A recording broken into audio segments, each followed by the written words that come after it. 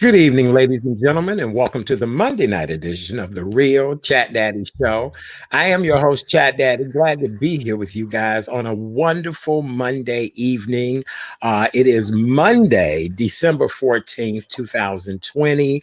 We're exactly 11 days away from Christmas 2020. So, for those of you all that are procrastinators, for those of you all that did not realize that we are in the middle of the holiday, we very much are.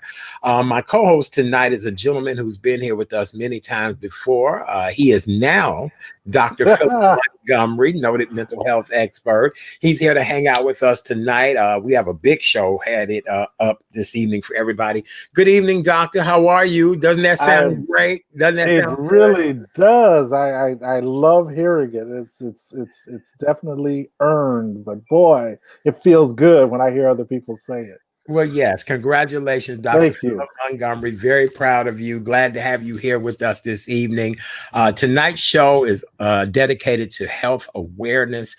Coming up later on in the show, we have the honor and pleasure of welcoming the Illinois Attorney General and cancer survivor, Mr. Kwame Raoul. He'll be here tonight to discuss his experience with prostate cancer and being a prostate cancer survivor, and the importance of people getting screened now more than ever with this pandemic going on, and people are very leery about a lot of different things. Cancer screenings are very important. You could be feeling fine one day, have some minor issues, and not realize that you have cancer. So I'm looking forward to that. And then later on in the show, we'll meet a optometrist, Dr. Charita Smith. She'll be here with us tonight, and we're going to talk about COVID-19 and eye health. We've had this conversation before. She's going to update us on some of the latest things that are going on with eye health and COVID-19. Okay. Doc, how are you? What's going on? Happy holidays. Are you in Happy holidays. I am. I really tree am. is beautiful. I thank you. Thank you. I think you have to find a space to celebrate. Even just celebrating each day is a good thing. And it is. And I feel blessed. I feel fortunate in so many ways that I'm happy I have a place to put that tree. I'm happy that the electricity is on so the tree can be lit.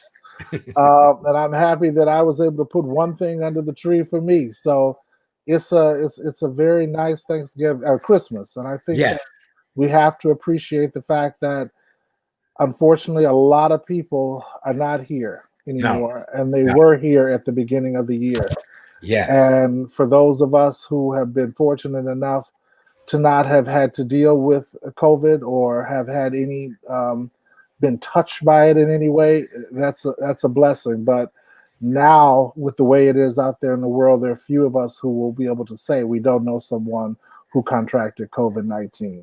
That is very true. And with that in mind, yes, celebrate. Put the tree up, turn the lights on, play Rudolph, the Grinch, the Wiz, whatever you need to see. Yes, absolutely. I did the same, put some lights up. Let's get the tree going. Let's make things feel festive and holiday, because this has been a very draining year for a lot of us. And just things that we never would imagine, our new normal as we've been adjusting to our show, the pivot that everybody had to make this year. So, you're right. Let's get into the holiday season and feel the love and spirit of it. Yes. And I don't even know if it's a pivot. It seems like it's a whole turn. I mean, and when you really look up, what we really have to do is take out a piece of paper. If you are not having the best day, write down on your piece of paper. I had my jump box behind me. Write down two or three things that you're grateful for. Put a gratitude list together for yourself and smile when you look down at that list, because none of us know when our turn will come. But be grateful for each moment that you're here, because it is something that you can be grateful for. That's right. Absolutely. Well, we do want to start our show off by offering condolences to two major celebrities that we Mm, lost this weekend. Actress Carol Sutton, she died Friday at the mm. age of 76 Oh, from wow. COVID-19 complications. As you guys all know, Carol Sutton was the queen of New Orleans theater, Mm. and she had just starring roles in Steel Magnolia, Queen Sugar, Lovecraft Country, you name it. She just was a very familiar and recognizable face. The mayor of New Orleans issued a statement about her death and what a tragic loss it was. She has graced the stages of New Orleans in every theater house imaginable. You know, one of those permanent fixtures, much like we had Definitely. permanent fixtures here in Chicago, LA, Yes. New York, things like that. So her passing is really horrible. And then the second passing over the weekend is a legendary country music star, Mr. Charlie Pride, passed away. Really? And yeah, oh, you didn't know? Yeah, Charlie Pride, No. the first black country superstar Yes. singer. Yes, he died from complications of COVID-19 as well too, and he passed away in Dallas, Texas. Oh well, I'm Mm. glad I'm telling you news that you didn't know. Yes, but he Wow. did. Yes, he He did. was my mother loved country music. I never understood it, but she really liked to hear him sing. And that is just, oh my gosh, wow. I'm telling you, this COVID is just, I'm so glad that the vaccination process has started. You know, no matter where we are, as far as if we've decided that we're going to take it or not, I just think we need to be mindful of the people that we have lost. Do Yes. some research into this vaccine and see if we can buy into it. And I think we should, especially African Americans, because it hurts us in ways that you don't even want me to talk about on the radio show. Well, So go ahead. our circulation, the amputations, the issues with sight, the neurological problems that can pop up. You know, a lot of times we think people are doing fine. They've been in the hospital, they came out, and you'll say, "Oh, well, he had it, but it looks like he got over it." Hmm. Down the line, some things may crop up, and there's a lot of blowback with COVID further down, and it might not be what you're expecting. And like you said, these people are just passing, and we're losing some amazing talent and some incredible people. Right. You are correct about that. I wanted to get back to Charlie Pride's life, if I could, just a little Sure. bit. He was a recent recipient of the Entertainer of the Year award. Mm. No. I take that back. He actually just received a Lifetime Achievement Award by the Country Music Association. Oh, And wow. that was his last public appearance. And that was a month or so ago. Oh, So my right God. now, there's a lot of scuttlebutt going on whether or not the precautions were taken, for him to be able. And they said everybody was tested, everybody on set is being tested. Mm. It's just one of those things that has happened. But Charlie Pride, he's the winner of 3 Grammy Awards, more than 30 number one hits between 1969 and 1984. Oh, He wow. also received the Country Music Association Top Male Vocal and Entertainer Award in 1972. He was Oh, wow. inducted into the Country Music Hall of Fame in 2000. So Charlie Pride is a tremendously huge loss in the music world. And you were Definitely. saying that your mom loved Charlie Pride. My grandmother actually was a huge fan. Oh, wow. Pride. Yeah. She loved Charlie Pride like no other. She really did. All right. Well, let's go on with today's COVID-19 update numbers. As of Monday, Illinois public health officials announced that we now have 7,214 new confirmed or probable cases of COVID-19. Unfortunately, in the last 24 hours, we've seen 103 additional fatalities. Oh, wow. This now brings the total number of infections in Illinois to 856,118, with a statewide death total now being 14,994 since the beginning of this pandemic. Mm. Now, as of today, Doctor, the U.S. death toll from the coronavirus has now toppled over 300,000.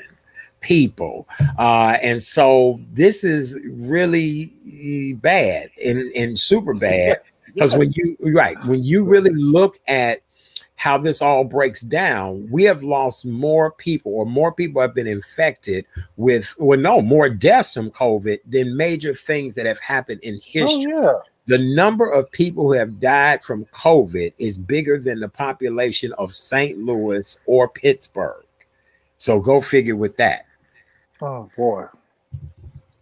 And this man that refuses to accept the fact that he's no longer president, he spends all of his time fighting that battle, which he has definitely lost. And he's not willing to help fight the battle for some people where there's still hope. And Right. I mean, a lot of his followers who come out. I think I read today that one of his service security guards had to have their foot amputated after contracting COVID. And you know, of course, it was because he probably insisted that they not wear masks around the White House. Right. It's horrible. And then he's had the money to spend to give himself and his friends that $100,000 cocktail with fingers crossed. It's too many people, too many good people, too many people's big mamas and uncles and cousins that just were being human and unfortunately contracted this and just won't be here this Christmas. That's why I say put your tree up and smile. Put your Right. tree up and laugh.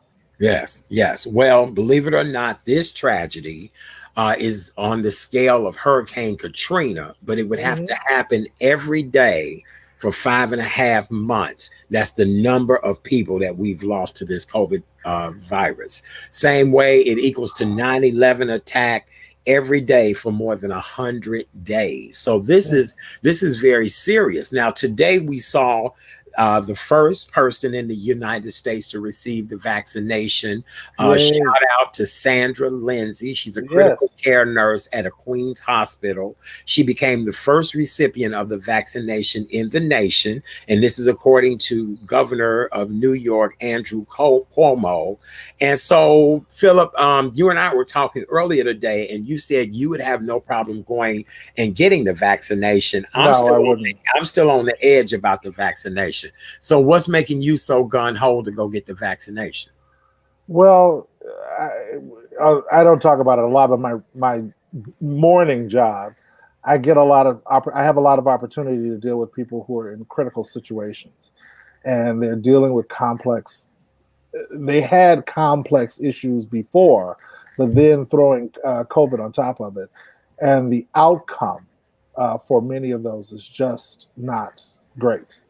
And also, when you look at, especially for African American men that will fall into our age group, where there are going to be some other pre existing conditions, whether, you know, the thing about Black men and Black people in general, but definitely Black men, is we don't really discuss a lot of what's going on with us. Right. So you have a lot of diabetes that's either undiagnosed or not discussed. You have a lot of hypertension that's either untreated or not discussed or treated sometimes. Mm-hmm. You have a lot of issues with sleep apnea. You have a lot of obesity. You have a lot of issues with kidneys, livers, lungs from smoking. You know, so for us, for Black men, the, the the likelihood is greater that the outcome may not be as positive. Mm-hmm. So it's if there is an option out there that they're saying, and of course we won't know. I mean, this is all science. This is all new science. But the tools that are available and the things that I've been reading basically lead me to feel comfortable taking it. Now that it's been vetted, and not Trump vetted, but vetted by the real scientists, and we have seen it go roll out in Europe, and it seems to be going okay for these early days. I just think that the benefits far outweigh anything that we might think. Mm-hmm. Unfortunately, Black people have been used as guinea pigs so in the past for science, whether it was women at one period for studies for gynecologists, Right. or whether it was males with the Tuskegee experiment. So you've got a lot of history as far as why we feel the way we do. But in this instance, what I suggest is talk to your doctor, then talk to another doctor, Hmm. then read and read and read and watch credible television, listen to outlets that are definitely going to offer you, like yours, good, solid, sound information, Hmm. uh, and then weigh the benefits, because that vaccine is really going to be necessary for us to get back to anything like normal. Yes, or our new normal, A as we new, would say, our it's new still going to normal. be, you're still going to have a mask on, Yes. but it may not be for as long as it's going to be right now, and the outcomes will be a lot better. You might just catch a cold, might not feel well, but we definitely don't want to see so many people leaving us in No, 2021. we do not. We don't want that at all. All right. So you guys know what to do. Do the right things. Wear your mask, sanitize, social distance. We'll go through our normal routine that we normally go through on the show every night. All right. Let's continue to move on in news stories. Dr. Jill Biden was recently attacked and was told that she should drop the doctor from her name. Meanwhile, you received doctor as a I part of your did. name. That's right. Really, at the same time, she was told to stop using hers. Why don't you bring us up to speed on this story? Because this is the most sexist and chauvinist And thing that's, I've ever heard. So well, bring us up to speed. it's a bizarre, complex bunch of you know what. The problem is, of course, that'll give her the ability to call herself not just the first lady, but she can be Dr. Biden, which it places her. The doctor in some circles is considered to be, the epitome of accomplishment. Authority. That's right. That's right. So they're men who still struggle with women reaching levels of accomplishment that are greater than theirs. Now, I'm not one of them. I celebrate it. Right. But I think that for many people who are in her circle, you're going to have, as they say, some haters. Yes. So she's been the vice president's wife once. Now she's been the senator's wife for many years. Now she's about to be the doctor slash first lady. And I just think the attack is unnecessary. The woman has done whatever her institution of higher learning told her was required to receive that credential. She has completed the task, and she has earned the right to be called Dr. Biden. Mm-hmm. Most professional women who are lawyers, they're not going to be called Barbara Snow Esquire, but they could be if they choose to ask to be called that. So to me, it's more like a bunch of dudes who've decided they don't want her to have that. But as far as I'm concerned, um, I can call Dr. Biden and we can go at them together if they want to challenge her and they want to challenge me. I can show them how long and how much research I had to do to get this. And yeah, I understand you do have people who believe that the only doctors are MDs. But if we go back in history, I do believe the credential doctor for MDs came after the Yes. credential of PhD. That's right. So we'll see how that turns out. But she strikes me as the kind of lady who's going to do it her way, as Frank Sinatra said. Well, the various forms of being a doctor, of course, as you said, PhD, then there Mm-hmm. would be MD, then there would Mm-hmm. be DNP, Mm-hmm. doctor, nurse practitioner, Missioner, Psych D, uh, PsyD, yes, JD, JD, MV, right, DVM, right. DDS. I mean, so, It's a bunch there's of them. Farm D. So, I look at it And like what this. Don't people disrespect people for what they do and what they know. know. You're the best at it. And then this is what I task people to think about when they think about these titles, and you think about your children and you think about life. Right. The doctor term is a terminal degree. So Yes. it means you have advanced in your field, not only as far as you can go, but you've just done it to the point where this is what they have to bestow upon you to celebrate the work that you've been doing. Yes. And in education, since we are living in a nation where we've had a woman over education that probably does not know how to spell school, we're now about to have a woman who's been in the trenches and been able to work with young people, worked in a junior college, knows what it's like to struggle and have to come up with creative ways to teach, to help the next generation go further, or to be able to get a job to pay their rent. So I just feel that you just have people that are just trying to bring people down, and that's a sad thing to say. I'm happy for both of them.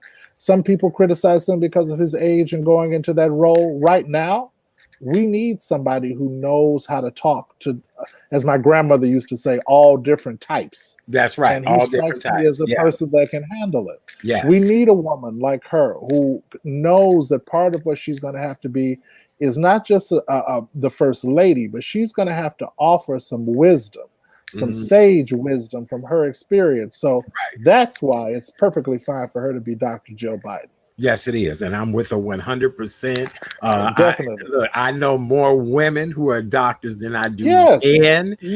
And to all of the women who have aspired to get that doctorate degree, no matter what it is, I commend you. To all the brothers that have done it, of all walks of life, I appreciate you guys. But as you said, because here's the deal, even with a medical doctor, they're practicing. They're practicing medicine. It's not like they wrote the book on it.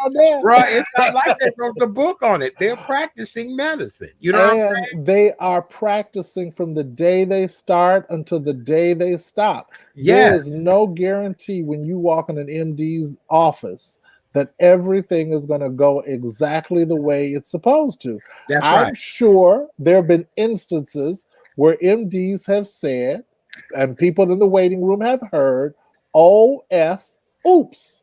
So I can tell you stories where I know they've said oops.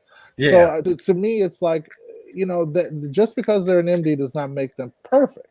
And just because it's a PhD or EDD does not mean that they have not accomplished a lot, because they have. People who carry any of those credentials have worked very hard for what they have. Very good. All right. A recent story about a gentleman who ended up buying his fiance a $3,000 wedding ring, or engagement ring, I should say. And she was mad about it and felt he was being cheap and chintzy. As you guys all know, the rule is that a gentleman is supposed to spend 10% of his annual earnings on an engagement ring.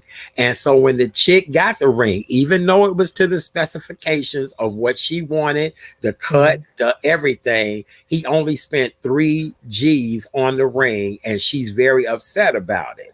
And so, Philip, before we go to his defense of what he's been doing, I can see the smile on your face. What do you think about this story? Because now, look, we're living in rough times right now.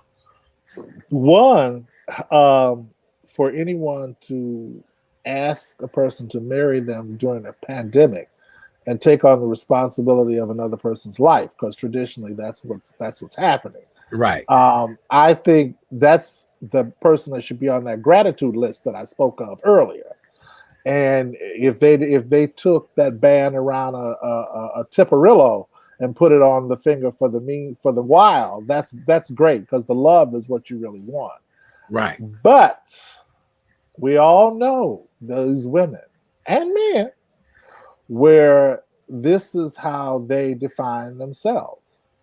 So my first question to you is, did the man only make about $30,000 a year?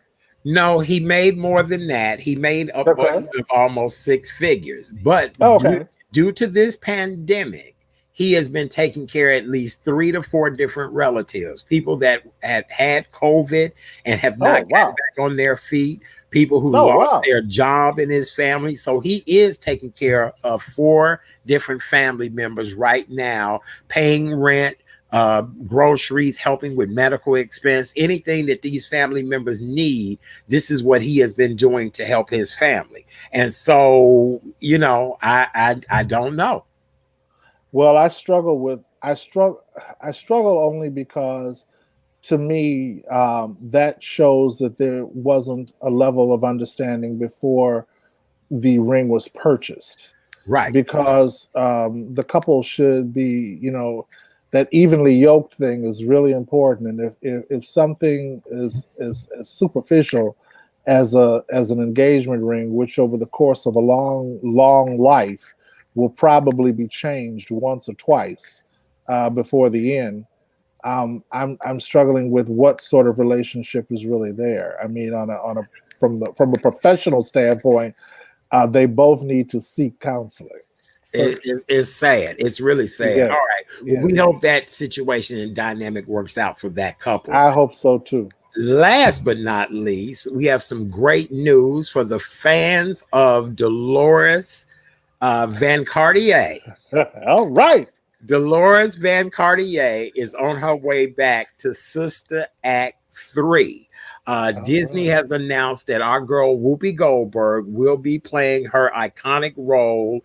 Remember, she was Dolores Van Cartier, went into hiding. She was put into a nunnery, and all goodness and just broke out in the nunnery because of the amazing Whoopi Goldberg. Well, Disney did announce that there will be a part 3 of Sister Act. So Sister Act 3 will be coming up soon. What do you think about that? I love Sister Act. I love Sister Act 3. And remember, she is a headliner. She's not just a Vegas entertainer. Right. So I think we need her now. And I think that Dolores Van Cartier, just saying the name brings laughter. And I think that right now we need that emotional boost that something like Sister Act can give us, because right now it's just too heavy. And I think that a lot of people living alone, being alone, I like the fact that a lot of these movies are streaming, right? So that you can go watch them right on TV if you have access to it. Janet just said she saw it last week. She did. She saw it last week and it was awesome. Yes. And I think that's how I would look at that, because the one thing I'm gonna tell you that I like about Whoopi Goldberg, and I have seen her stand up, she is a funny woman. Yes. and I think that we forget about it because she's tasked to be so serious on The View. And every now and again it starts to slip out. But nothing like when you get to see her really when she's live on stage and doing what she does, because her observations and her take on life is just comical.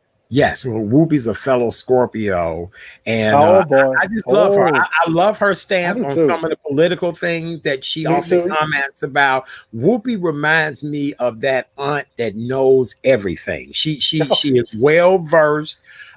She does what she is who she is, but yet when Whoopi says what she says, it makes people think about, this might be the other side of that conversation. This might be the other side of that topic, whatever the case may be. And that's what I've always loved about Whoopi Goldberg.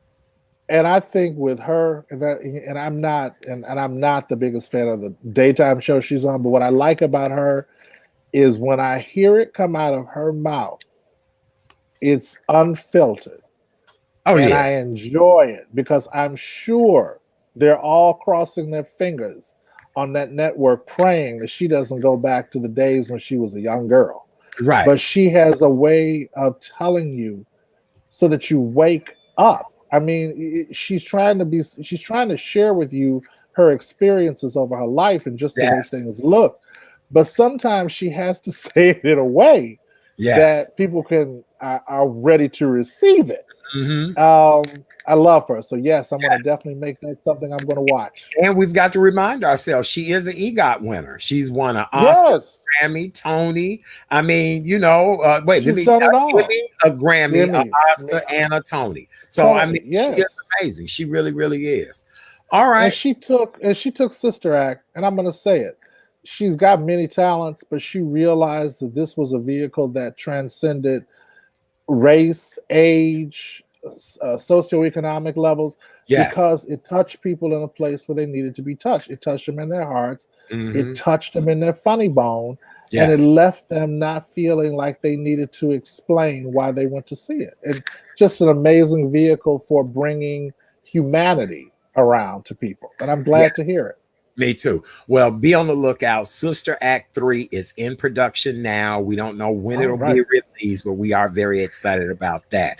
For those of you all that are just joining us, welcome to the Monday night edition of the Chat Daddy Show. I am your host, Chat Daddy. My co-host, I almost couldn't say that, Philip. My co-host tonight is Dr. Philip Montgomery, mental health expert. He's hanging out with us tonight. Tonight's show is all about overall health. We're in the middle of a global pandemic.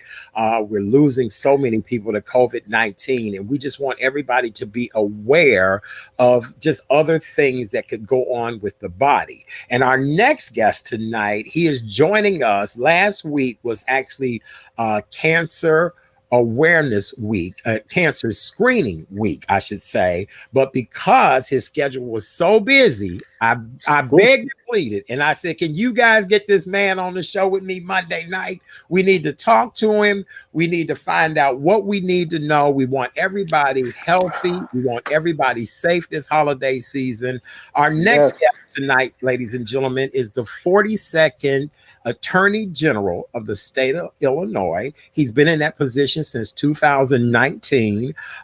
He's a really great guy. I've known him for a number of years. I'm honored to have him here. He's actually a cancer survivor, and we're going to talk tonight about the importance of getting screened. He'll share some of his story. Ladies and gentlemen, welcome to the show, Attorney General of Illinois. I was going to say Illinois. Well, it all works out. You all, look, we all know him. We appreciate him. The one and only, the Honorable Mr. Kwame Raoul. How are you, sir? Good. I appreciate you having me on tonight. Good evening. It is a pleasure to have you here this evening. How you doing? Happy holidays. I'm good. I'm glad. Happy holidays to you as well. I'm happy. I'm happy to be here in more ways than one. You know. Good. True to the topic.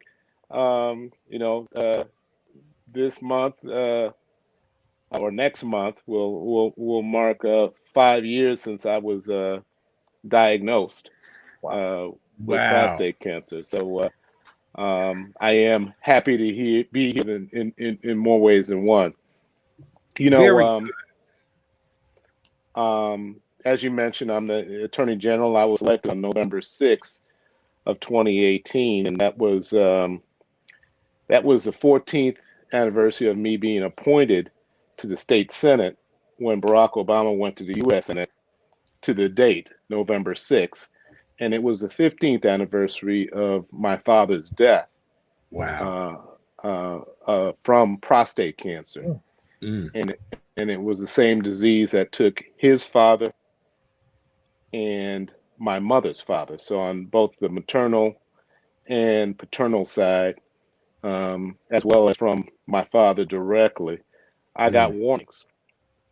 And, they caution Black men to get screened beginning at age 40 and men in general at age 50. I started at about 35, 36 because of the strong family history. In addition to my father and both of my grandfathers, I've got several uncles.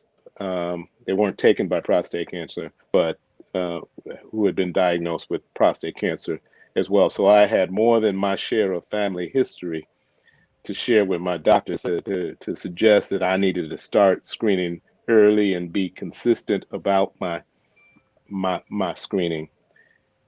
And, I think because of that, I'm here. 5 years ago, my PSA had shot up. It wasn't so high. I've known others to have PSA at the level that I had it and not have prostate cancer. But because from 1 year to the next, it had shot up so much, they indicated to me that they wanted to do a biopsy because there's probably about an 18% chance that I had cancer.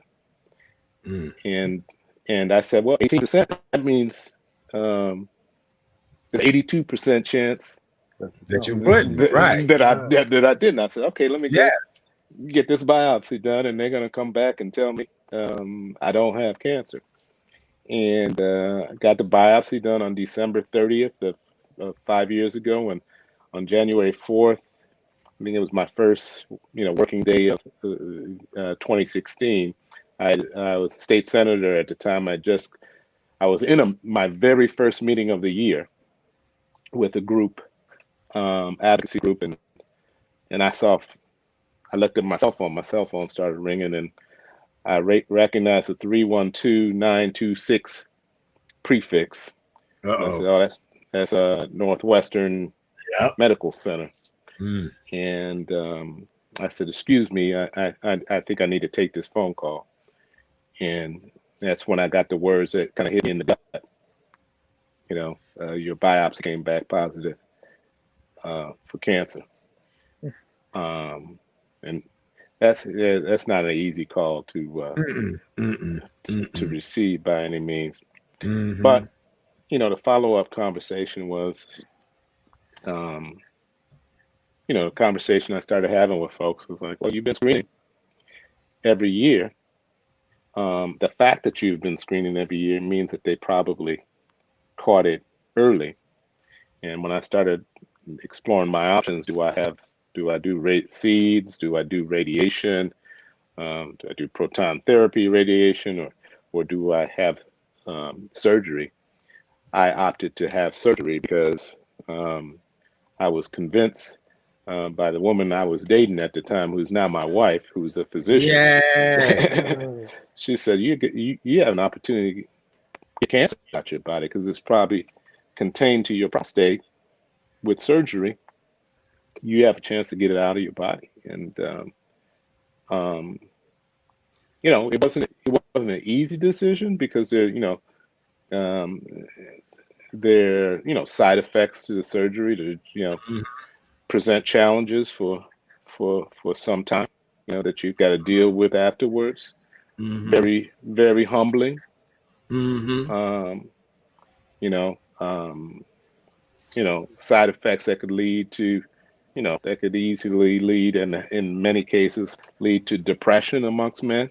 Mm-hmm. And some of those side effects are part of the reasons that many men, and particularly many Black men, don't even want to get screened for the cancer, because they fear having to do something about the cancer that will have the negative impact of those side effects, which is temporary incontinence and temporary impotence. And we don't talk about it, right? So we do not. We don't talk about it. We whisper about it, but we don't talk about it in a way that men can be fully informed. That the alternative, yes, I am blessed. You are. The alternative is not being there for your family. If you don't want to, That's right. If you don't put living above, temporarily going through some stuff, then put living for your kids, for your family, for your friends. I wanted to have a question if I could. I'm sorry.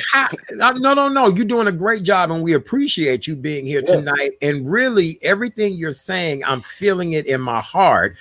From one brother to another, how do we start having this dialogue?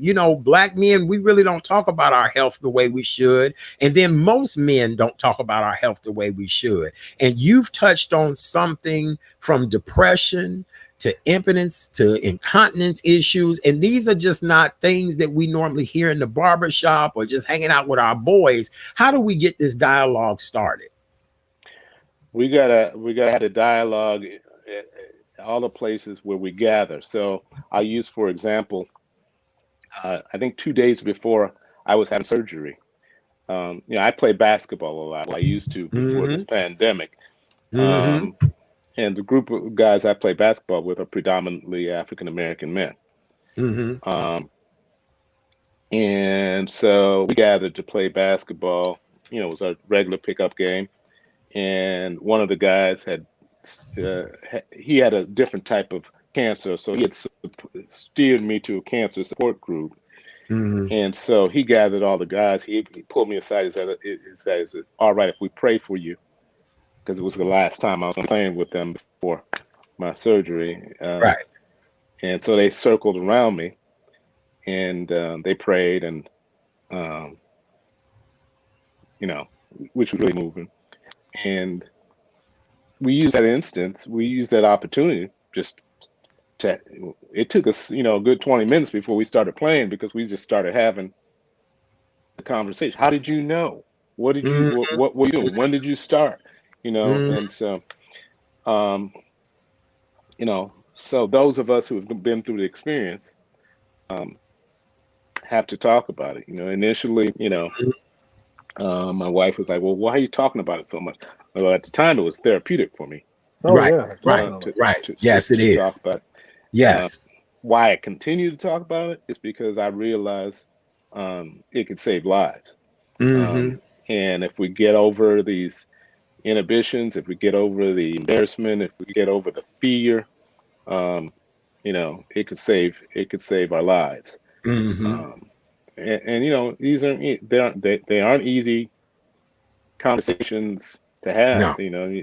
They're humbling conversations to have, to talk about the journey you have to go through after whatever treatment pathway you choose, are going to introduce some of the things that I mentioned before into your life for some period of time. Some people less than others, right. But for some period of time.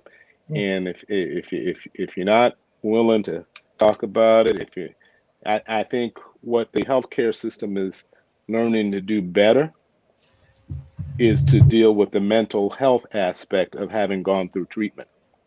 I think that is improving. Yes, definitely. It's not where it needs to be, but it's getting better. Much better. Yeah, Dr. Montgomery specializes in mental health. And so that was one of the key components of this conversation this evening. And then I'm a cancer survivor as well. And when I was first diagnosed with cancer, I was trying to join support groups in the form of leukemia that I was battling. There was nobody of color. They couldn't find me another black man to match me with. Because again, I want to say, hey, Kwame, when did you have your first fever? How did you know you were sick? Just so many unanswered questions. And as you said, the mental health piece is critical, because Philip, you talk to brothers of color all day long about health issues. All the time. And a lot of them don't have an outlet. And they've been holding it in, and they don't want to share with their wives and their friends. And so a lot of times in session, after we develop a relationship, it just comes out. And I try to support them, but it's really difficult. It is. I've heard. Yeah. Go ahead. That's what I was going to say. Dr. Montgomery just mentioned, men not sharing with their wives. I've heard of an instance when, one individual who had prostate cancer, who had the surgery and was dealing with the impotence afterwards, was afraid to have the conversation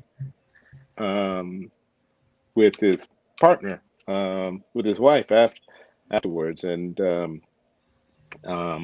eventually, and she was supportive, but he just wouldn't have. He just shut down. If you think of the humbling nature of, one day you find, the next day you're wearing adult diapers and having troubles for a while, and for me, I was a public servant, when I was in the state senate. I had my surgery right during our spring break. 2 weeks after my surgery, I was right back in Springfield in meetings, thinking that people could see what was going on, This is something I had never, in conference, was something I never had experienced. Right. So it's incredibly humbling. It's and to be honest, there's each person is going to react differently, and I wish there was a roadmap, but there's not. And it can be a test on your relationship. But honesty is still the best policy. It really is. Attorney General, I want to find out, what do you do to keep your spirits up? Yes, you are a public official. You've got to keep a great face, a great image, stand against a lot of different things, and we truly do appreciate you for everything that you do. But what do? You said you used to play basketball. Are you an artist? Do you fish? What's quiet, wonderful time like for you? Well, yeah, basketball definitely was an outlet even during that period of time. So soon after, once I was able to resume physical activity, that was a huge, outlet for me. Work was, that's why I got back down there so quickly. I could probably afforded to have taken maybe another week or so off before I got down there. But I just have to repeat something that, because one of the things that happened down there is I found out, once the word got out about me, I found out how many other men had their own cancer experiences who were state senators. I had, even before I had my surgery, the word had gotten out, and there's a guy, a ultra conservative, a former state senator by the name of Tim Bivens. He's a retired sheriff, and he said he wanted to meet with me about something after we adjourned, before I hit the road to go back home. And he says, "Can you stop by my office?" And I went by his office, and he told the secretary not to let anybody in the room. And he says, "I got wind of what was going on with you, and if you don't mind, I just wanted to pray for you before you went home." Yeah. And this is a guy who, on policy issues, right, we would rarely agree. And then on the floor, I ran across, another guy who I didn't know had prostate cancer several years before me. And just ironically, I was sitting on the floor with my head down, and it was before session had started one day, and he just comes up, he says, "Look like you're sad about something." And for whatever reason, I just, told him that's cancer. He said, "Oh yeah, I had that." And he's like, he was from way down southern Illinois. Right. "Yeah, I had that a few years ago. Oh yeah, I took care of that. You'll be all good." He just made it all, Oh, that's good. That is good. So those conversations, that's all to say, those conversations, help you get to it. And you mentioned leukemia, and in the case of prostate cancer, it's a very prominent cancer amongst men, and certainly amongst Black men. Black men, it is. Black men die of prostate cancer at a rate twice as high as white men. And that doesn't have to be our reality. No, it does not. So, we've got to talk about screening. We got to talk about earlier screening than generally for men at large. I'm going to explore genetic testing for my kids. I've got an adult son and adult daughter, and for both of them, it's beneficial because they could be predictive of risk of breast cancer for the offspring. I didn't know that. And obviously, prostate cancer for the male offspring. But so I'm going to undergo that genetic testing such that I can allow my experience to inform my kids' preventative health care. Mm-hmm. Attorney General, I want to find out, what do you think about everything that's going on with COVID now? We are now a year into COVID-19. The first vaccination was given out here in the United States today. Where are you at with everything with COVID? And has your family, you guys been okay through all of this? Yeah, I mean, it was a challenge. I was infected in June. No. You Oh, know, sorry. I didn't have the extreme breathing challenges. I didn't Okay. need hospitalization or anything like that. But you know, it took a lot of energy out of me. It took me a while to get my strength back. Mm-hmm. And you know, at that time, and still currently, you know, um, they were focused on just keeping people alive, right? Mm-hmm. And so nobody had really started thinking about what are the potential long-term effects of COVID. Let's say you get beyond that short period of time that, okay, you know, you're not going to go to the hospital, you're not going to go to the ICU, you're not going to be put on a Right. ventilator.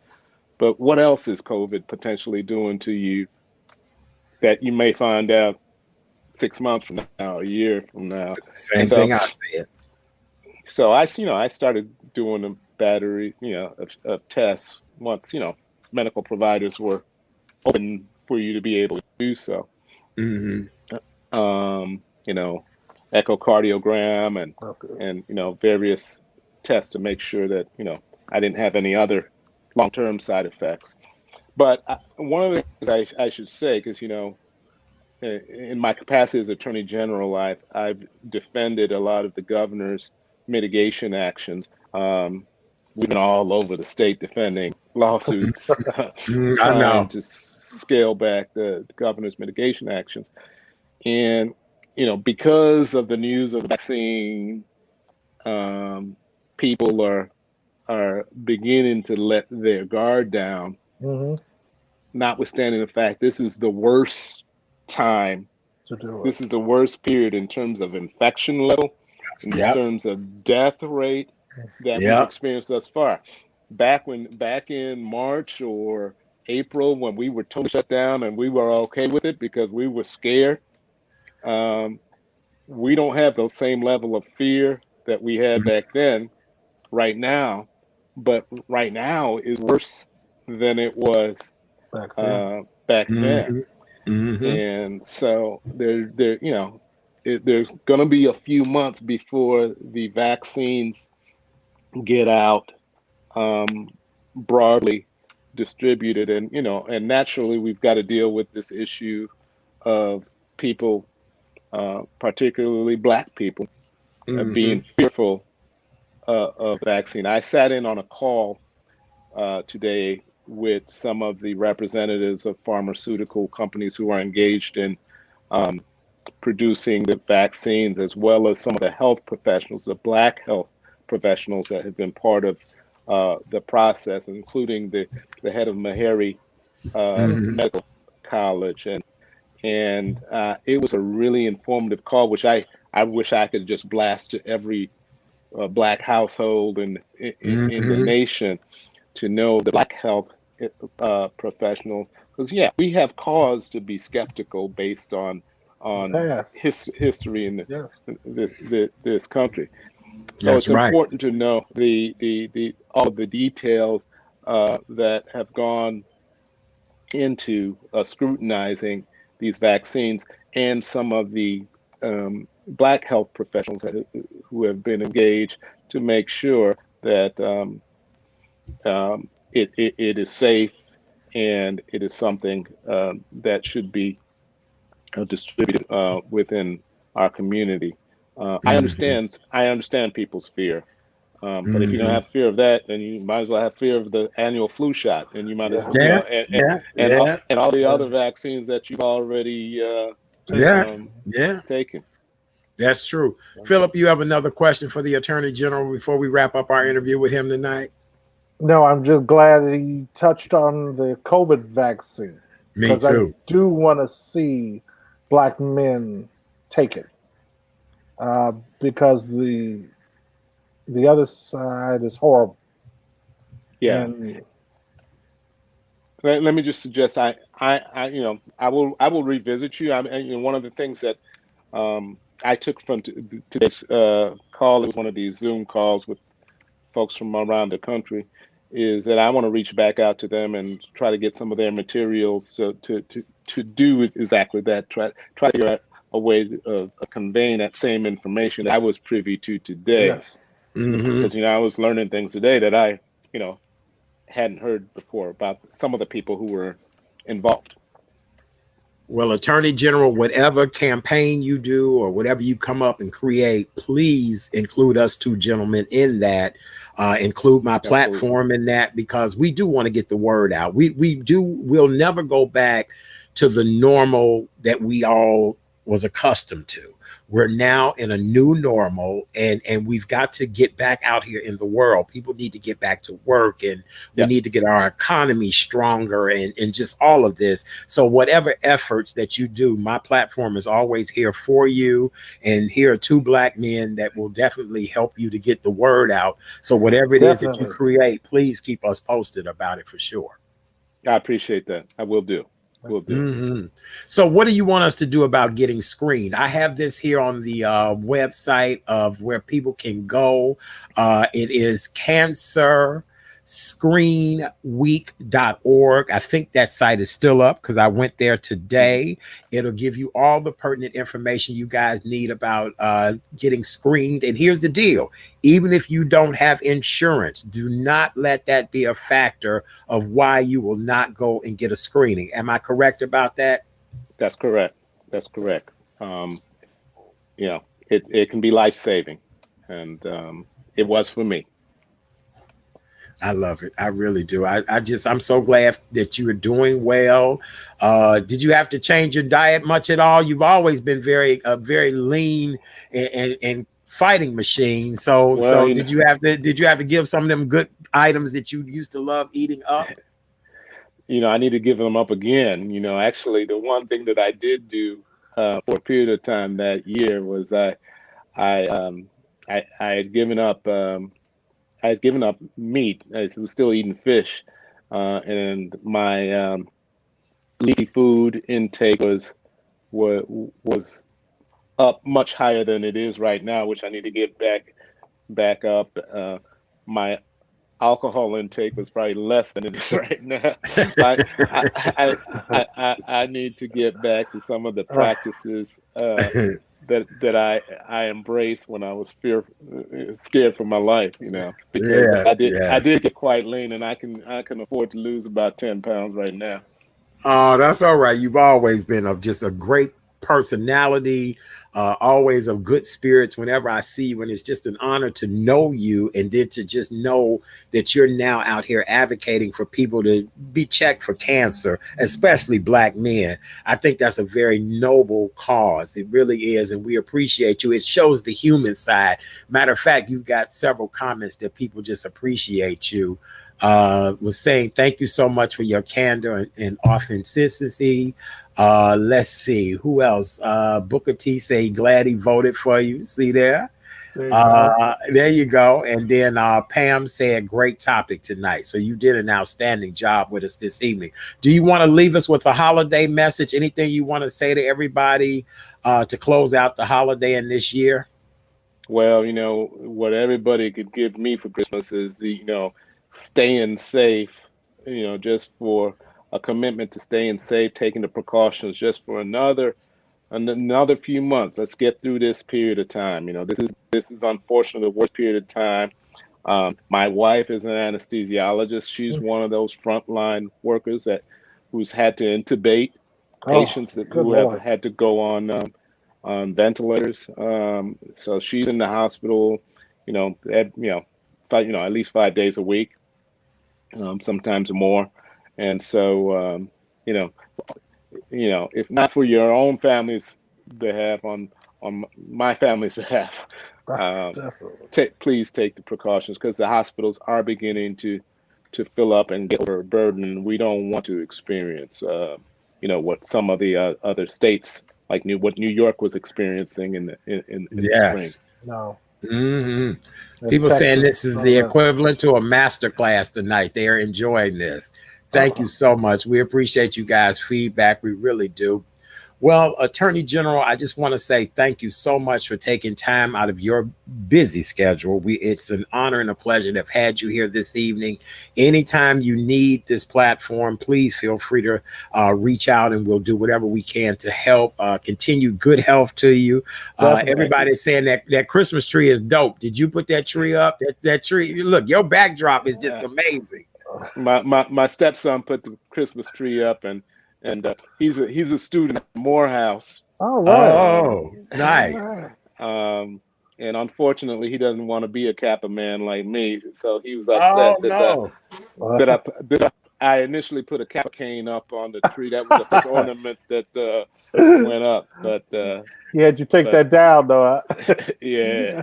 That's all right. You the man of the house. You run it. That's a good thing. But he did a great job on that tree. He really did. Oh, I love it. Everybody's backdrops are beautiful. Y'all making my little tree feel shoddy. I'm in a Caribbean mood, so that's why. Look, I just keep my tree simple. I do. Well, ladies and gentlemen, big round of applause for our guest tonight, Illinois Attorney General, Mr. Kwame Raoul. He's been here with us tonight. It's been a wonderful conversation. We're talking about cancer screening, the importance of you guys knowing your status when it comes to your cancer, especially with gentlemen, prostate, colon cancer. We're starting to hear a lot of stories about people battling these particular cancers now more than ever. And so we really do appreciate you, my friend. Thank you so much for stopping by tonight. Happy holidays, and God bless you and your family. God bless you both. Very nice meeting you. Happy holidays. Thank you. It's a pleasure. All right. We'll see you soon. Take it easy. All right. That was excellent. Wow. That was great. Big round of applause. Yay. Illinois Attorney General Kwame Raoul. Yay, that was good. That was an excellent interview. That really was. And you know, the part that he was really touching on that I found that resonates with me and my private clients is a lot of it is just getting the conversation started so that we know that we're not alone. Right. So many men think that whatever it is that we're going through, we're the only ones going through it. Yes. And we just need to reach out. But it's hard because, like you said, who are you going to talk to about incontinence? Who are you going to talk to about not being able to perform? But like he did add it, but then when he talked to somebody from downstate Illinois, probably down there around Dixon or somewhere. That's right. And he said the man, he just shouted out, "Oh yeah, I've been through that. You'll be all right. Yeah. Where's the lunch at?" You know, and that's where we need to be, because women will turn to each other. That's right. For support. And men are good. We're good listeners. I'm a paid good listener. Yes. So I know how we can listen to each other, but we just have to feel that space and feel open enough to talk about it. And that way we know we're not alone. Yes. All right. Well, before we do our safety demo, I want to remind everyone to tune in to the Tuesday night edition of the Real Chat Daddy Show. Tomorrow night is Black Architect Night. We have a group of Black architects who will be stopping by tomorrow night. It's quite an honor to know that you've built something, and this is something that will stand the test of time. And so our co-host is a Black architect, as well as we have a wonderful group of people who will be joining us. And then we'll also talk to a young lady who's an entrepreneur who's on a mission to encourage everybody to eat more vegetables. Vegetables sometimes are not the sexiest thing to eat unless you're a vegan or a vegetarian. She's trying to encourage everyone to incorporate more vegetables into your diet. So we'll meet this young lady tomorrow evening, and then we'll meet people who create the world, Black architects. Yay! We got it like that. We do. And then coming up this Thursday evening, December 17th, from 7 to 9 p.m., we're doing a live holiday musical here on the show. So grab Oh, your family. It's family friendly. We have okay. performers from all over the world who will be joining us. Some of the performers have written new Christmas songs that they want to get out. Others will share songs that are traditional holiday songs. We're going to talk about what we're grateful for. We're going to talk about some of our favorite toys coming up as children. So make sure Thursday night from 7 to 9 p.m. Central Standard Time, Okay. free holiday musical. I want hundreds of people to log on and be able to listen to this wonderful presentation Thursday All night. right. That's my gift. Kay Renee will be our special guest co-host. Nicole Smith, she will be our special guest co-host. And we're going to have a great time on Thursday night. Free holiday musical right You on air, will. right on the Real Chat Daddy Show. I do the doggone thing. See there? I See? see. Good That's Lord. how I do that. That's how I do that. That's how I do that. Well, Philip, do you Uh, have your mask? I don't have it right by me, but I do have it. Yes. Oh, very good. All right. So, as we remind you guys, before we go on to our next guest in just a couple of minutes, we remind you guys that you must wear your mask. Make sure you cover your nose and your mouth. It is important that you cover your nose and your mouth. I got a Jewtown Polish the other night, and I think the pepper, I can still smell it. I'm about to lick my mask, but make sure you cover your nose and your mouth. Make sure you use hand sanitizer. Soap and water is the best thing to do. If you don't have soap and water, hand sanitizer will work.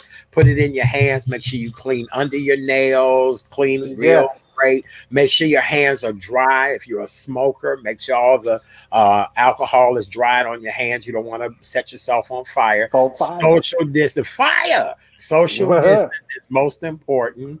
And if you're not feeling well, keep your ass at home. Stay at home. Yeah. It's that easy. It's that simple. Does not cost you anything to stay at home. And we do understand that everybody right now is not feeling well. So, and we're amidst COVID. Yes, sir. And I just want to piggyback again off of what the Attorney General just said. Uh-huh. The light is in front of us. Yes. So it's going to be difficult. I'm sure for many, Thanksgiving was hard. I cannot say what another adult should do or should not do, but I do believe that it is important for us to keep in mind the goal. And the goal is for us all to be here for Chat Daddy's 2021 Christmas party. Yes, so that's right. You put your mask on. There's some amazing masks. Buy some masks. Some of that money that you haven't had to use on gas to drive the car all over the place, get an extra mask. Give somebody a mask that's not wearing one as a holiday gift, Hanukkah gift, Christmas gift, Kwanzaa gift, bringing in the New Year gift. No mask with holes cut in it for whatever reason that might be. But you want a mask to cover the person's face and save their life and save your life. All we need to do is make it until we can get these vaccines in arms. Yes. And we can get everything started. It will get better. Again, as Chat Daddy says, it's not going to be like it used to be.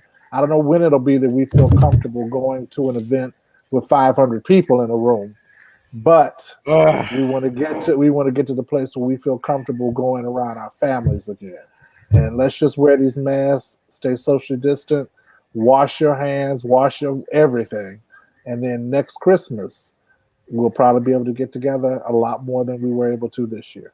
Oh boy, I hope so, Philip, because I was just looking the other day. I love wearing my formal attire. I love getting dressed up to go places. And I'm like, none of this stuff am I wearing anymore. I'm just like, oh, this is so heartbreaking.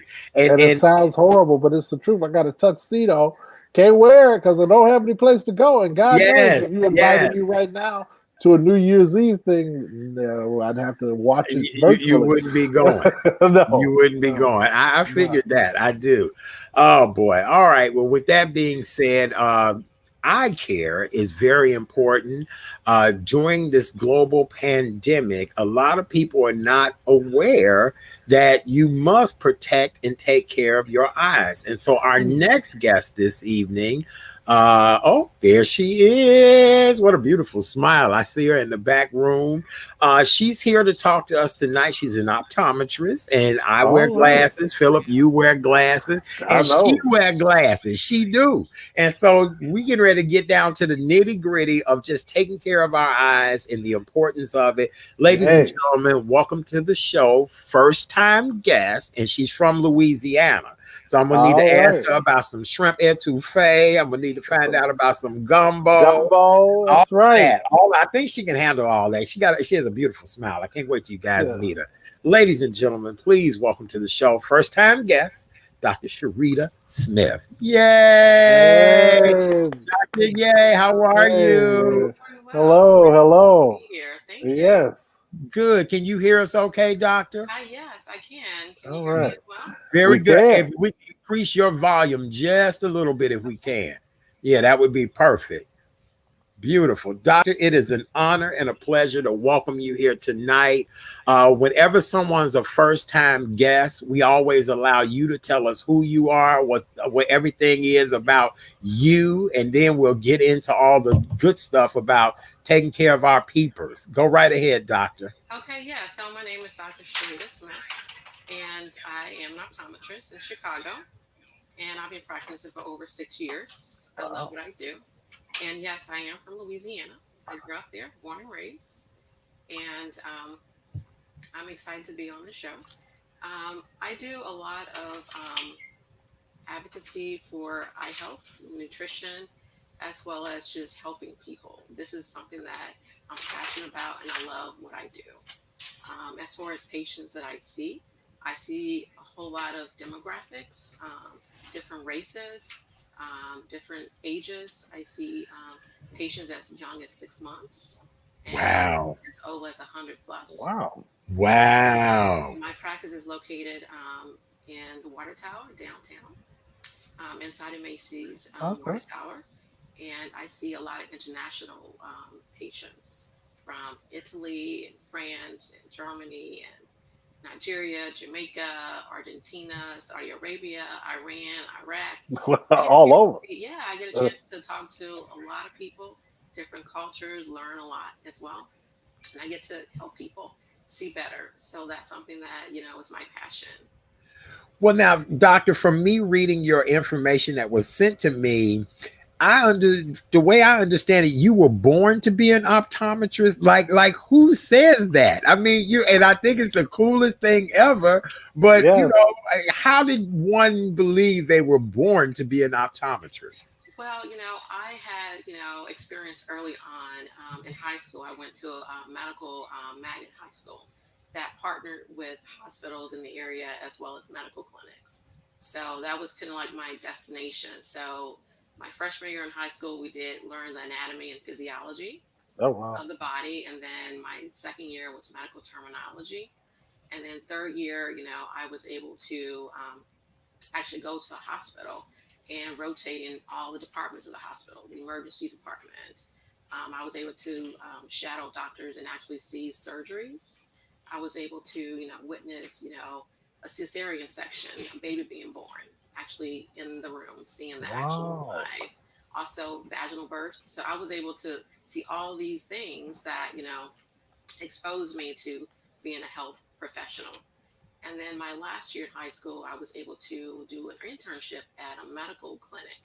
And in that medical clinic, there was all different doctors, cardiologists. I was able to do even EKG on a patient, Mm. putting up the electrodes and, turn the machine on, things like that. Wow. So I was able to do that.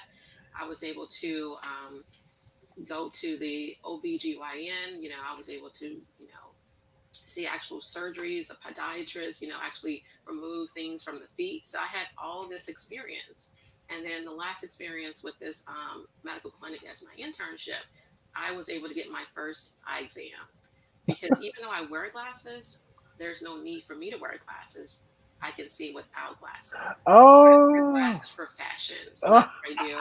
And then many patients expect, the doctor to wear glasses, right? So Right. it's a, talking conversation piece. So I have, and I think, the glasses like my accessory, just like, some people. I love it. I love it. Clothing, that's my accessory. So I do. So you don't even need to wear glasses. To wear glasses. Oh I wow, that's love it, good. and they look so good on you. Thank They you. yeah. Yeah. Oh, I love it. So I'm sure you wear all different types of I glasses. do. And I Absolutely. do too. Yeah, I do. Yes. Oh God knows wow, I do. I love it. I really do. Well, doctor, I want to talk about the correlation between COVID-19 and our eye care. Yeah. Now more than ever, we need to be more cautious about our eyes. Could you help us to understand that? Absolutely. So with COVID-19, it can definitely affect the eyes, but it doesn't have to. So when patients are infected, 1 to 3% they're present with eye infections, and it's the white of the eyes turn red, and the eyes are watery. Okay, so it's like a pink eye if you've experienced that, and sometimes it's just one eye, or it can be both eyes. Mm, So those are things that it's a viral infection. So antibiotics are not prescribed, but we are closely monitoring patients. mm, Those are things that if you're a contact lens wearer, you definitely want to protect the eyes. If you can't social distance from a person that you don't know, and you want to just be careful with just in public places, because if someone's sneezing or someone's coughing, you can actually walk into that, and then the parts of the eye, you have a mucous membrane, so that aerosol droplets can get into the eyes, and that's what causes that infection. Also, too, just like for example, if you're familiar with mace, if someone sprays it, you can't see it, and then you walk into it, and your eyes mm, burn or red. So that's the same thing that can happen with COVID infected patients. mm. And then someone comes in and someone just sneezed, you didn't see them sneeze, and then you walk right into it, and then those droplets then float into the eyes, and that can definitely cause those changes as well. Oh wow. Wow. So So, with doctor, the difference between a virus and an infection is I guess those two are two different things and are dealt with differently, or would they be one and the same? Well, it's sort of one and the same. So, normally with patients that are infected with COVID or have exposure to it, there's different, sides effects. So, there is an infection if it presents in the eyes. So, that's a viral infection if it affects the eyes and the eyes are red. So, it's called a viral infection or a conjunctivitis. So, Hmm. those are things that I have seen patients that in my office that have had COVID and they recovered, and some patients had the pink eye, and there's no treatment for that for the eyes, but we do recommend that if they wear a contact lens wear, don't wear their contact lens until it's completely resolved. We also recommend that they wear use artificial tears to help kind of like soothe the eyes, and also just to when they're out in public, wear some type of safety glasses so they're protecting the eyes, and then of course washing their hands, not touching surfaces, things like that. Hmm. Doctor, I had a question.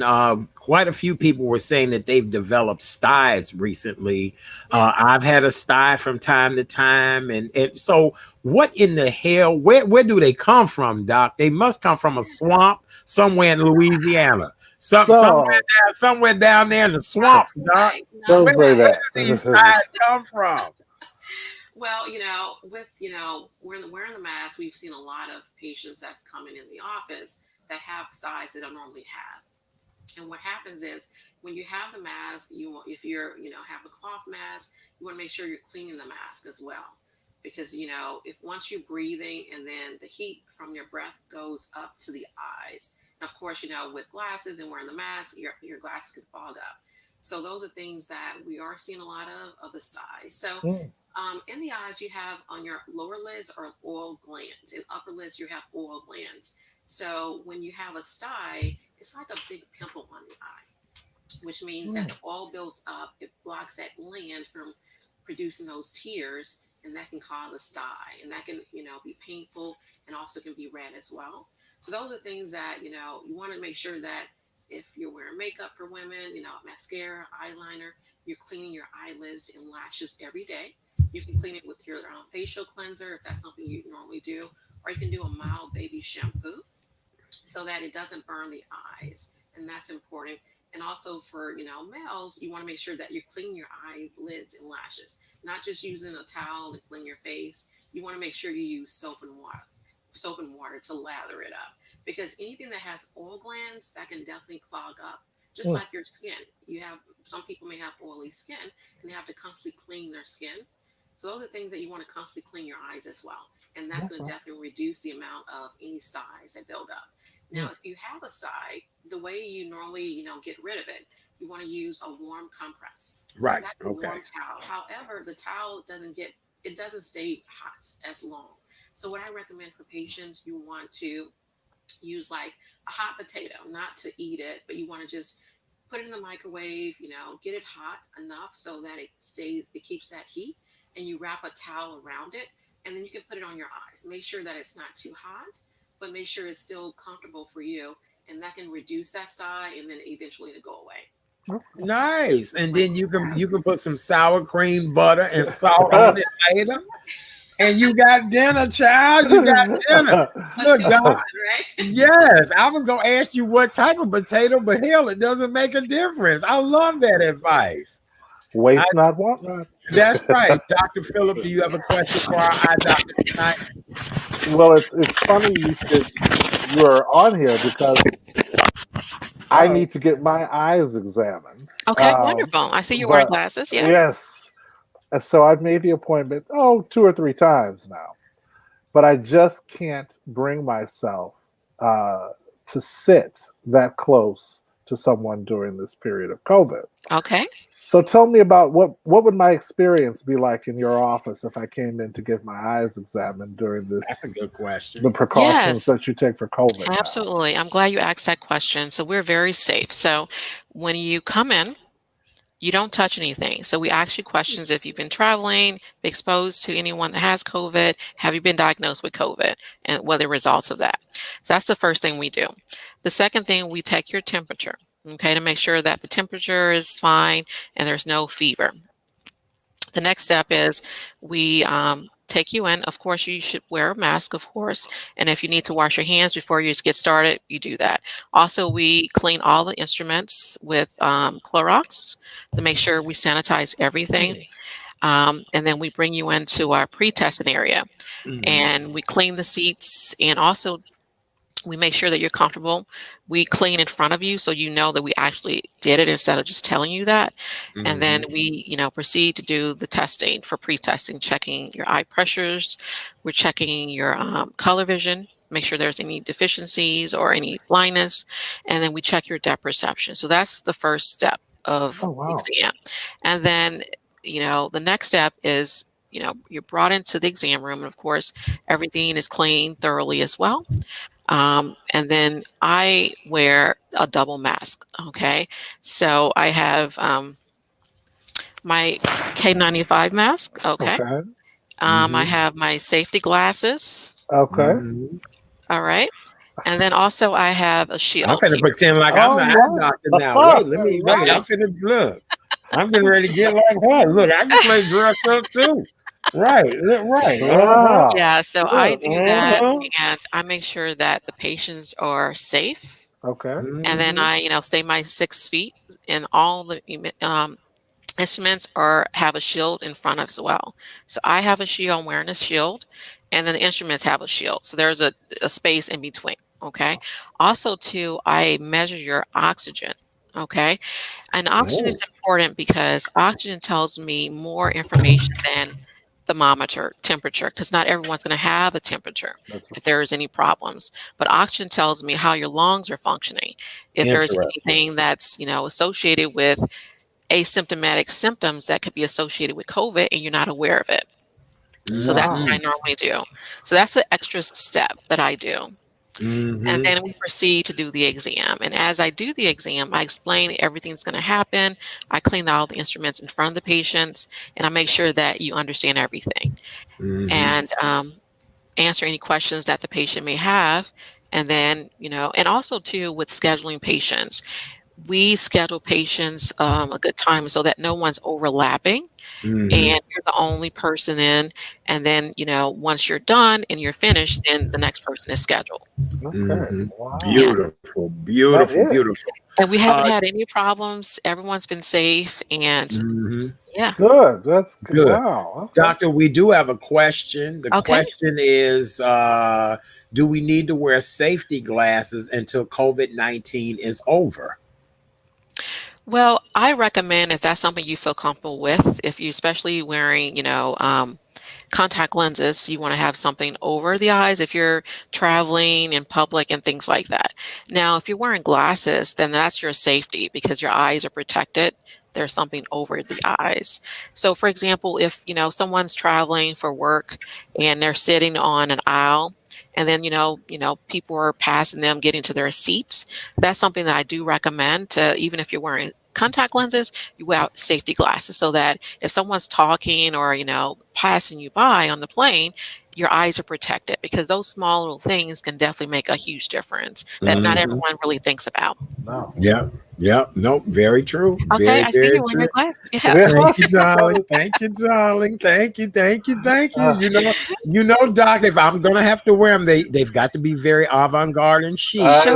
So, see. so yes, Fabulous. yes, I do have them. So, doctor, let me ask you this: with our children and all of this learning on computers, even us adults and all these Zoom calls, when I log off from all of this and turn all these lights and things off, my eyes are just as dry and gritty. Is there anything you can recommend for us, or am I Absolutely. just old now? Is that what it is? No, No. not at all. So actually, I'm glad you asked that question because the name of my business is Eye Physical. So those are things that I go the extra step in providing this information to all my patients. So when, patients come in and like you mentioned that you do computer work a lot, you got to take breaks. So I always tell patients, think of the 20-20-20 rule. 20 minutes at the computer, look about 20 feet away and blink. However, no one's actually doing that, right? 20 minutes, no one's really paying attention to that. But what I do recommend is every 2 hours, you want to look away from your computer monitor. Even if you have to stay seated, but just look away and turn your head and make sure that you look in the distance and make sure you're blinking your eyes. Blinking, opening, and blinking and opening. That's going to definitely give you some relief to moisture your eyes and also some relief for eye strain and fatigue. Also, too, on computers, especially for kids that, are doing virtual learning, and then many people that are working from home, they're doing a lot of things on the computer more so than if they were doing at the office or at school. So also what I recommend, make sure your lighting on your computer is brightness and contrast. Make sure it's not too bright of a light. Make sure it's not too dim of a light as well. So I recommend 50% of brightness. So you can go to your settings, brightness and display, and go to the 50% range. No more than 60% of brightness and no less than 40%. Because if it's greater than 60%, that means you're exposed to blue light, and that's from Right. computer monitors and smart devices. And that can definitely cause more dryness of the eyes. And if it's too dim, it's not enough light. Also, too, at the computer monitor, even though the computer monitor gives you some light, but you want to make sure you have overhead lighting where it's a lamp nearby or, your, overhead light, because that makes a difference too. Also, too, drinking plenty of water is important because if You must have heard me yeah, pouring my I water. did see Yes, that. yes. All the things that, you don't think about, but I always recommend to patients that if you're eating breakfast and lunch and dinner around the same time every day, you should incorporate water in your diet. Okay, so normally it should be half your body weight in ounces. So, for example, if you're 150 pounds, divide your weight into two. So that's 75 ounces. So, what I recommend if that's something you're not doing, you can start to do it. And it's easy to just do 16 ounces at breakfast, which is just a bottle of water, Mhm. 16 ounces at lunch, and then 16 ounces at dinner. At least you're getting six consecutively. And if you're able to do that, consistently for, 6 to 8 weeks, and then you can slowly build for half your body weight. And the reason is because 60 to 7% of your body is water. So if you're not getting that moisture, everything tends to dry out. So you want to flush the bad things out with the water and make sure your body is maintained. So that's definitely recommended. Mm. And then also too, when you do things on the computer a lot, you're not blinking and your eyes can be dry, but also what can also cause dryness is when you're sleeping at night. If you're exposed to fans at night, whether it's ceiling fans in spring and summer, or even heaters in the fall and winter, that can dry the eyes out without knowing about it. Because sometimes if you're a back sleeper or if you're a side sleeper or if you're a stomach sleeper, you may toss and you may have your eyes open just a small amount and not aware of it. And then when you get up in the morning, your eyes feel sandy gritty and red and irritated. So what I recommend to many of my patients that experience that, I recommend using a sleep mask at night, okay? Covering the eyes to make sure your eyes are protected. So even if your eyes are open just a little bit, or sometimes you're just prone to sleep with your eyes open, it's protected and covered. And that's going to definitely make a difference. And the last Oh tip that I Lord, normally, not a sleep mask. a Okay, sleep doctor. mask. That's And All then, okay. right. also too, when people, some people struggle to go to sleep. So what I recommend is have that sleep mask next to the pillow top. And if you feel that drifting off, then you put the mask on. It's going to be easily to protect the eyes. And Yeah. see, all along, I thought that was a rich white woman's beauty It's technique. for I didn't anyone. know that. I didn't know that. Yeah. Yeah, Oh, absolutely. So that's for everyone to oh, protect the eyes, Yeah. for oh beauty my as well as God. protect the eyes. Okay, all right. See, I learned something new every day. Yeah, Well, absolutely. well, doctor, you have been nothing but phenomenal. I hope you'll come Yes, back and hang out with us again. Thank you. definitely. Very informative tonight. I've had 3 people text me and say everything was great, and I got all the questions out they wanted to Okay. have asked. Philip, anything you want to say to the doctor before I let her give a closing statement tonight? No, I'm gonna have to make an appointment and come in and have my eyes examined because Yeah, I absolutely. definitely feel a lot better about that. The way you've described it, it's great. Yeah, Wonderful. I've had my eyes examined this year. I told you I've ventured back out to doctors' offices, and they've done an extraordinary job of keeping you, safe and Sure. comfortable, and doing the right things. And I'm just really impressed. The place where I went, baby, you sit right back in the same chair you got up out of. If you're waiting to do something else, and they handle it. They do make sure they cover all the precautionary measures because your eyes will not improve if you don't go to the doctor and get the help you need. Absolutely. Definitely. Yes. Well, doctor, tell everyone how they can find you, reach you, and follow you. And then before you do that, do you have any message of hope or inspiration you want to leave with people? We're in the middle of a pandemic. It's the holiday season. And you being from Louisiana, I'm sure you have something beautiful to say to these people. And then I'll put your website up when you give your information. Go right ahead, doctor. Yes, I want to just, tell everyone, the listening audience, and as well as you and co-host, just happy holidays Thank and you. be patient. I think, I believe in the future that's going to be really bright for everyone. I know that it's a lot of things that we've experienced in 2020, but, we have to, be patient and, treat people like we want to be treated and just be respectful and understanding. And just be Definitely. patient with people because we never know what another person is going through because there's a lot of things that's happening in the world and we're trying to process everything. So just Mhm. respect one another and just, be nice and be kind to everyone. Beautiful, beautiful. All Definitely. right. Well, give us the lowdown on how we can find you, follow you, all that great stuff. Yeah, so There's you your can go to my website there. website. Yeah, www.iphysical, EYEPHYSICAL.com. You can also follow me on social media at Facebook, iPhysical Chicago, Instagram, and Twitter at iPhysical. All right. Very Wow. good. All right. Well, Definitely. Doc, we want to wish you a beautiful and happy holiday season. Definitely. Thank You're you. definitely down in one of my favorite places to come hang out and shop at. I've not been down there, so I will have to come and see you and give you a safe high five Absolutely. or elbow bump. But you've done a great job. Everybody's saying sound and sage advice. Very good. Very Definitely. good. Thank Definitely. Yes. you. All right, now, doctor, the next time you're on, we're gonna need some gumbo and some shrimp That's And don't etouffee. right. forget about the crawfish etouffee, okay? Yeah. Honey, And the all of that. beignets. Yes. All of that, all of that, all of that, all of that. Or if you want us to take a road trip and drive We you could do home, that. We we, could, we Right, could will do Link? get that. Yeah, we'll get our COVID test. We want absolutely. some. There's nothing better than eating with somebody from Louisiana Oh my Good God. because food, yes, absolutely, and yes, good because people. yes, amen. Well, God bless you, doctor. Thank you so Thank much for you. being here with us Thank you for tonight. having me. I Dr. And appreciate it. happy Charita holidays. Smith, you Happy guys. holidays. Thank you. Thank you. Please check her out, iphysical.com, iphysical.com, located in the Water Tower here in Chicago, the historic Water Tower building, the famed shopping building. And we appreciate her so much. Doctor, have a beautiful night, and we'll have You you back also. on soon. Thank you All right. again. Thank you. Take care. Pleasure, Good night. Dr. Charita Smith, you guys. Yay, that was fabulous. I love her. God, I haven't been to Water Tower Place in years. That's a reason to go You back. better get on down there and go see her. I Right. am, because I'm telling you, Yes. the way she described it, I would have been comfortable going, but Yes. the way that it had been described to me, I wasn't. So I canceled the appointment each time. Are you But kidding me? she- Oh, wow. Oh yeah, because I would ask, well, how do you handle in between patients? And they said, well, we clean the room. And I know that sounds good, but she mentioned my favorite word, even though they're not paying for advertising, just hearing the word Clorox. Oh, yeah. I knew that she knew what it meant for something to be clean. So that was great.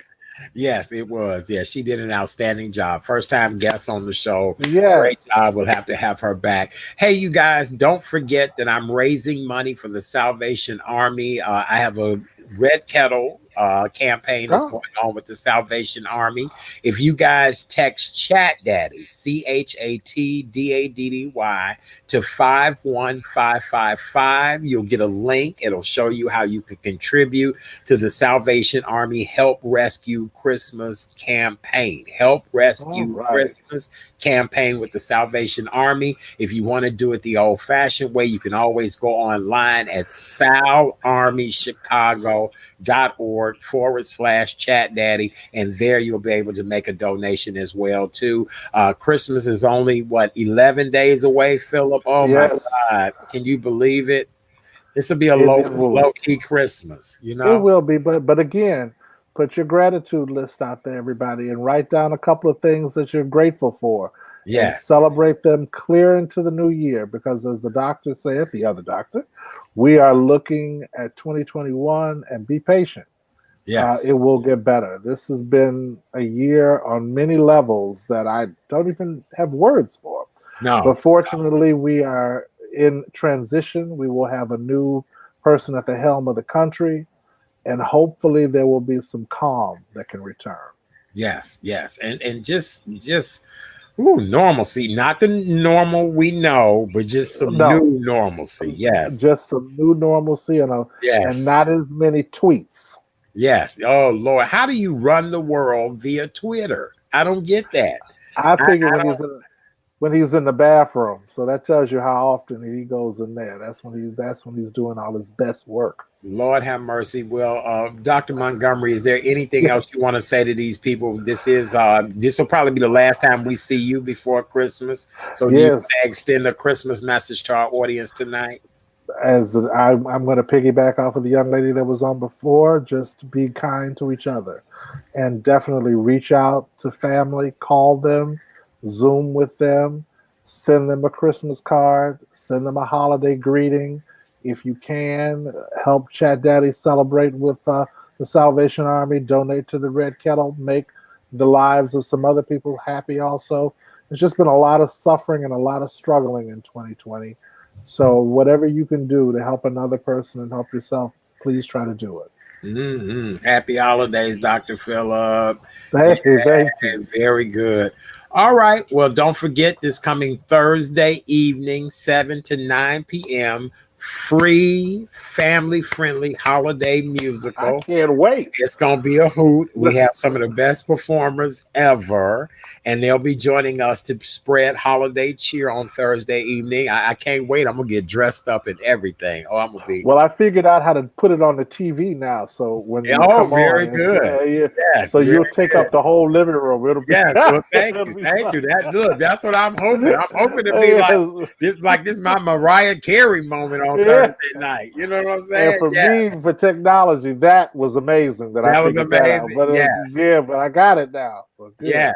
Well, I cannot wait. Kay Renee is going to be our special guest co-host. Nicole Smith is our co-host as well, too. And, we're going to have a great time. We're going to be fabulous on Thursday evening, and we're going to celebrate the spirit of the season. We are. That's what we have to do around here.